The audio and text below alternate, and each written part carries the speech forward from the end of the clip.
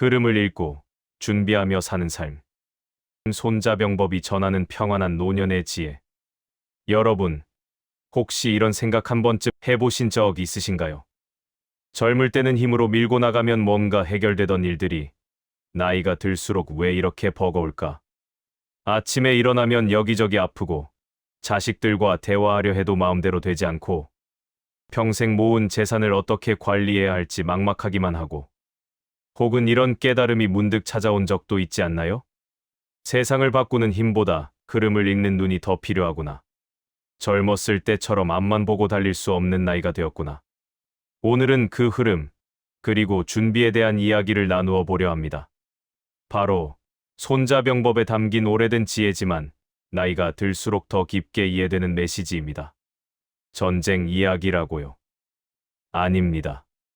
이것은 우리가 매일 겪는 삶의 전쟁, 그 속에서 평안을 찾는 방법에 대한 이야기입니다. 1장. 손자가 말한 형세. 흐름을 읽는 자가 이긴다. 손자는 말합니다. 형세란 싸움의 방향을 바꾸는 힘이다. 용맹과 힘이 전쟁을 결정짓는 것이 아니라 흐름을 읽는 눈이 판을 뒤집는다는 거죠. 이 말이 처음에는 잘 이해가 안 될 수도 있습니다. 하지만 우리 인생을 한번 돌이켜보세요.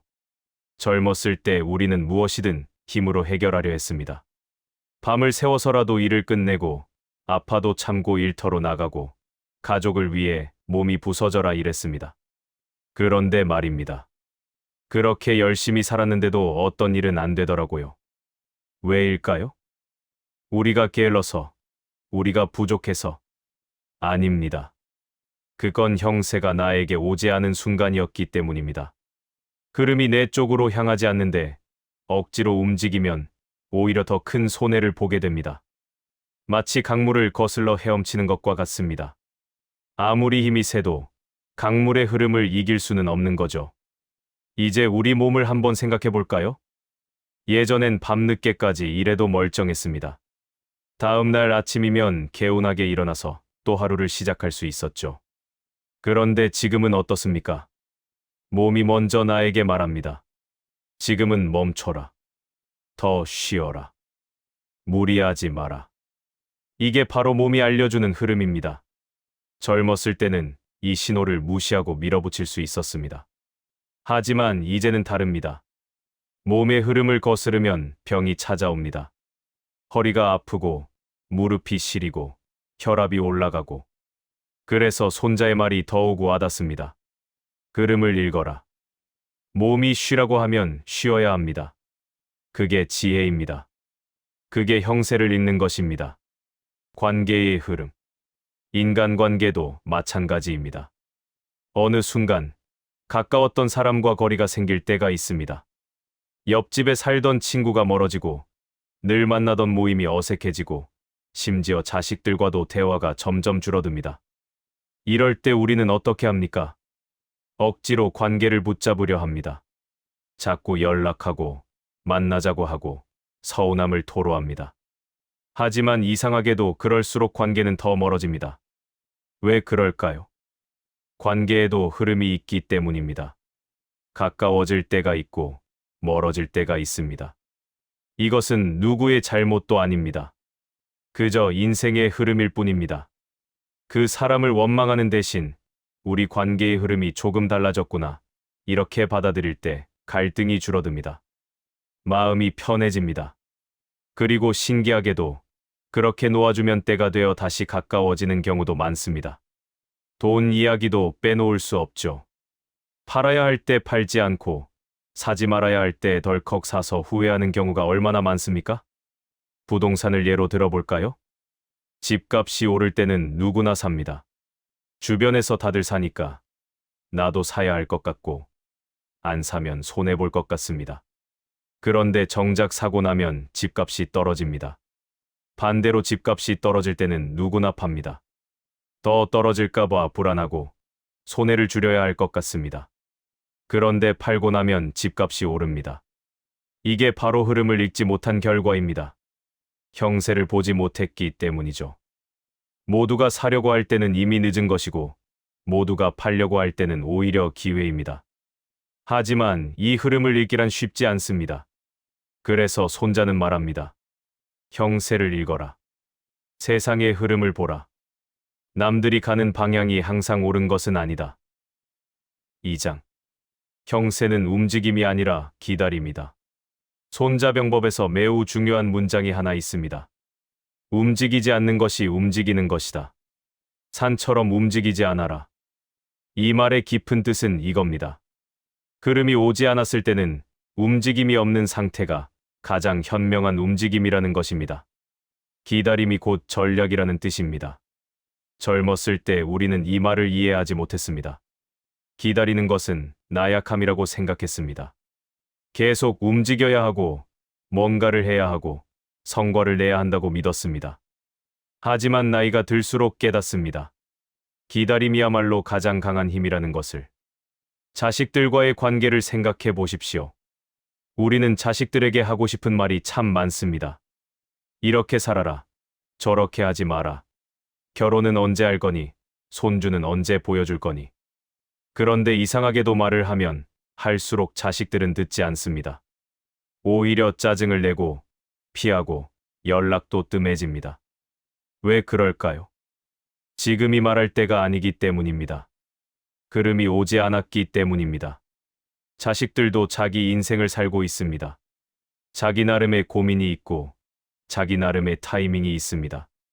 우리가 아무리 옳은 말을 해도 그들이 들을 준비가 되어 있지 않으면 소용없습니다. 그럴 때는 기다려야 합니다. 산처럼 움직이지 않아야 합니다. 그저 묵묵히 자리를 지키고 있으면 때가 되면 자식들이 먼저 찾아옵니다. 어머니, 아버지, 제가 요즘 고민이 하나 있는데요. 라고 말하며 그때가 바로 흐름이 온 순간입니다. 그때 한마디가 10마디보다 낫습니다. 건강도 마찬가지입니다. 나이가 들면 몸이 예전 같지 않다는 것을 느낍니다.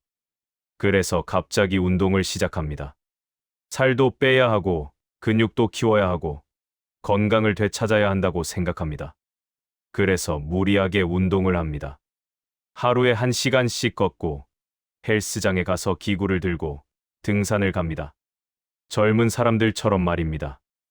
그런데 어떻게 됩니까? 무릎이 아프고 허리가 나가고 오히려 몸이 더 망가집니다. 왜 그럴까요? 몸의 흐름을 무시했기 때문입니다. 몸은 천천히 변화합니다. 갑자기 변하지 않습니다. 오늘 1시간 운동했다고 내일 건강해지는 것이 아닙니다. 꾸준함이 중요합니다. 흐름을 만드는 것이 중요합니다. 하루에 10분이라도 좋습니다. 매일 같은 시간에, 같은 장소에서 몸이 익숙해질 수 있도록 천천히 시작하는 것입니다. 이것이 몸의 흐름을 따르는 방법입니다. 3장. 완벽한 준비가 마음의 평안을 만든다. 손자는 또 이렇게 말합니다. 이긴 뒤 싸움을 시작한다. 무슨 뜻일까요? 싸움을 시작하기 전에 이미 이길 준비를 완벽하게 해놓으라는 뜻입니다. 준비가 모든 결과를 만듭니다.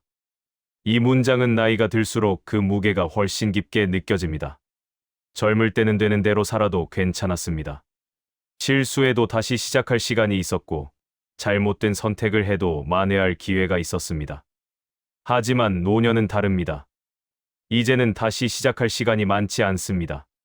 한 번의 실수가 평생의 후회가 될 수도 있습니다. 그래서 준비가 더욱 중요합니다. 건강을 지키는 준비. 먼저 건강 준비입니다. 병이 생기고 나서 병원을 찾는 것이 아니라 병이 생기기 전에 준비하는 것입니다. 정기 검진을 받고 약을 챙겨 먹고 운동을 꾸준히 하고 식습관을 관리하는 것. 이것이 건강 준비입니다.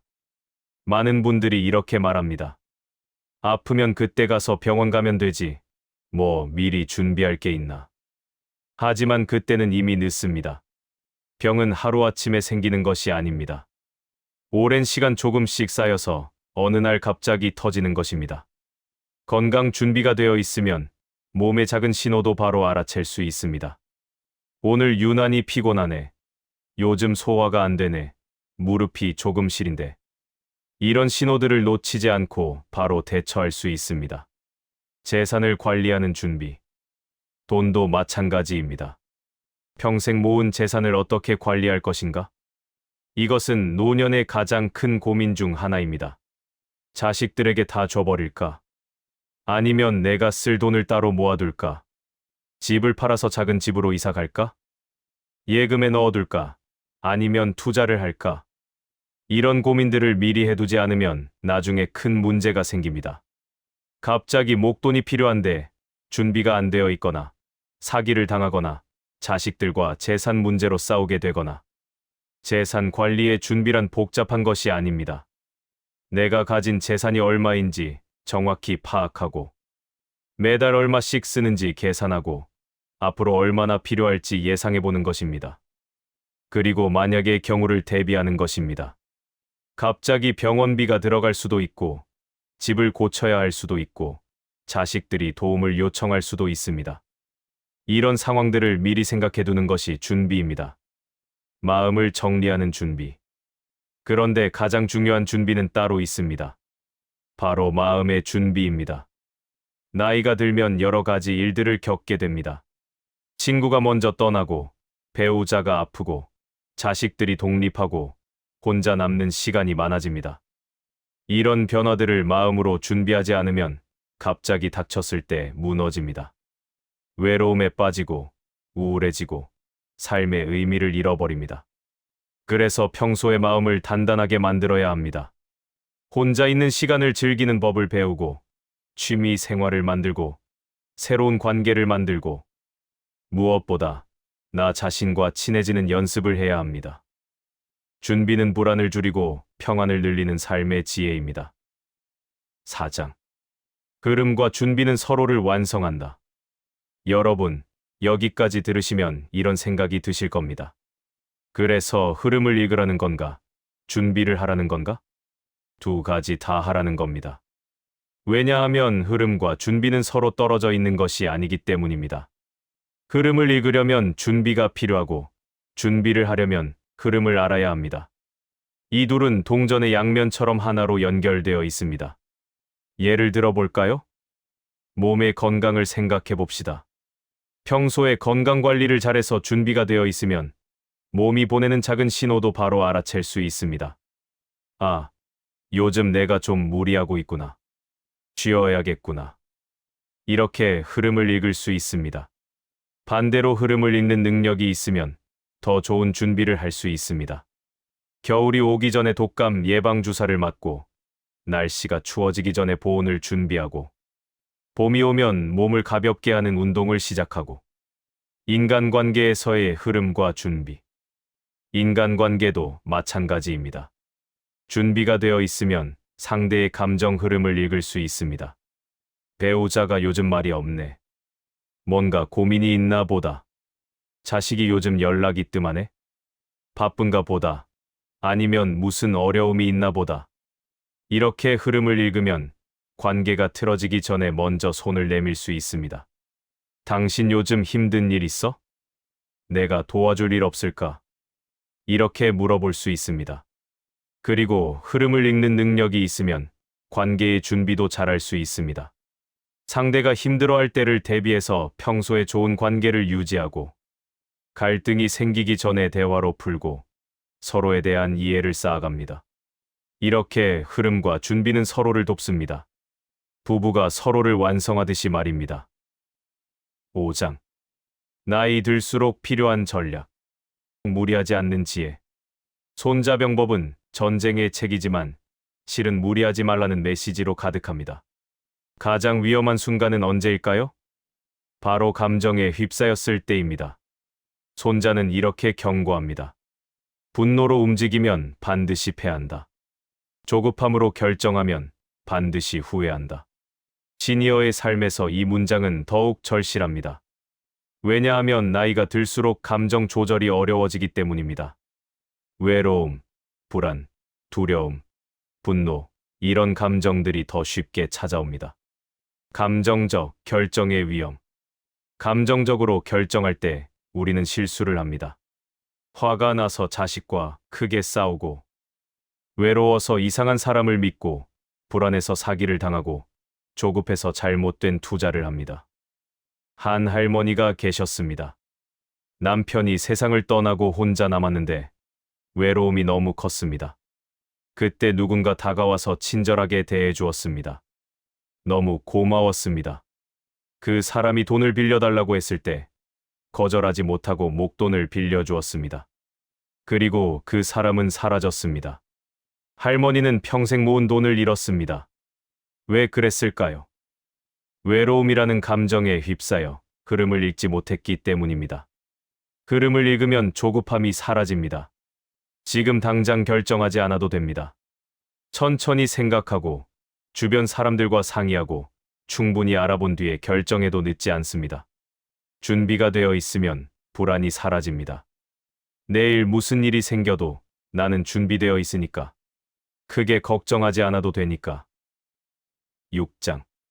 결국 노년의 삶은 흐름을 타고 준비하는 시간이다. 젊음은 달리는 시기였다면 노년은 흐름을 타고 준비하며 사는 시기입니다. 이제는 억지로 밀어붙이는 힘보다 흐름을 느끼는 감각이 더 빛나는 나이. 이제는 한 번 더 도전하는 용기보다 지혜롭게 멈추고 준비하는 능력이 더 소중한 나이입니다. 손자병법이 말해주는 노년의 메시지는 간단합니다. 흐름을 읽어라. 준비하라. 그러면 평안이 찾아온다. 평안이라는 것이 무엇입니까? 걱정이 없다는 뜻이 아닙니다. 걱정은 늘 있습니다. 나이가 들수록 걱정거리는 더 많아집니다. 하지만 흐름을 읽고 준비가 되어 있으면 그 걱정들이 나를 무너뜨리지 못합니다. 작은 파도가 와도 흔들리지 않는 배처럼 나는 중심을 잡고 있을 수 있습니다. 7장. 조용한 승리의 기술. 살아보니 알겠습니다. 승리는 누군가를 이기는 것이 아니라 내 삶을 평온하게 만드는 것입니다. 흐름을 읽고 준비를 하고 불필요한 싸움을 피하고 떠나야 할 때 떠날 줄 알면 우리는 조용하지만 가장 아름다운 승리를 거두게 됩니다. 손자병법은 그것을 싸우지 않고 이기는 삶이라고 불렀습니다. 여러분의 노년이 더 가볍고 더 지혜롭고 더 평온해지는데 오늘의 이야기가 작은 길잡이가 되었으면 합니다. 오늘 영상이 도움이 되셨다면 좋아요 버튼과 구독 그리고 알림 설정 부탁드립니다. 여러분의 작은 응원이 더 좋은 콘텐츠를 만드는 큰 힘이 됩니다. 댓글로 여러분의 생각도 나눠주세요. 여러분은 어떤 순간에 인생의 흐름을 느끼셨나요? 어떤 준비를 하며 살고 계신가요? 함께 이야기 나누면 좋겠습니다. 다음 영상에서 더 깊은 지혜로 찾아뵙겠습니다. 오늘도 평안한 하루 보내세요. 감사합니다.